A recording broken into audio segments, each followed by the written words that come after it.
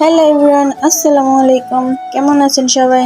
আশা করছি সকলে অনেক ভালো আছে। আলহামদুলিল্লাহ, আমিও অনেক ভালো আছি। প্রতি বছরই ভাদ্র মাসে এই নৌকা বাইচটা হয় আমার নানি বাড়ির এলাকায়। বারাপোষার ঐতিহ্যবাহী 200 বছরের পুরনো এই নৌকা বাইচটি বাংলার গ্রামীণ সংস্কৃতি অন্যতম প্রাচীন বিনোদন এই নৌকা বাইচটি, যা প্রজন্ম থেকে প্রজন্ম ধরে মানুষকে আনন্দ, ঐতিহ্য ও একতার বাঁধনে আবদ্ধ করেছে। আমি ছোটবেলা থেকে দেখে আসছি এই নৌকা বাইচ। এখন অনেক বড় হয়ে গেছি, এখন আমার বাচ্চারাও দেখে এই নৌকা বাইচ। ভাদ্র মাসের 13 তারিখ আসলে ওইখানকার মানুষ মনে করে আজকে তাদের ঈদ। কোনাবাড়ি আর বারাপোষা ব্রিজে ঈদের দিনও এতটা ভিড় হয় না যতটা ভিড় হয় এই নৌকা বাইচের দিন। এই নৌকা বাইচের দিন গ্রামে সব ঘরে ঘরে পিঠা বানানো হয়, পিঠাপুলির উৎসব শুরু হয় আর কি। তালের পিঠা আরো অনেক রকমের পিঠা বানানো হয়, 13 পদের পিঠা, 7 রকমের পিঠা, সবাই যার যার মতো পিঠা বানায়। কিন্তু আমি এত ভিডিও করতে পারি না। আসল কথা হলো আমি এই বছর বাড়িতে নাই, এর জন্য ভিডিও বানাইতে পারি নাই বেশি। আমার ছোট ভাই বোনদেরকে বলেছিলাম কিছু ভিডিও বানিয়ে দিতে,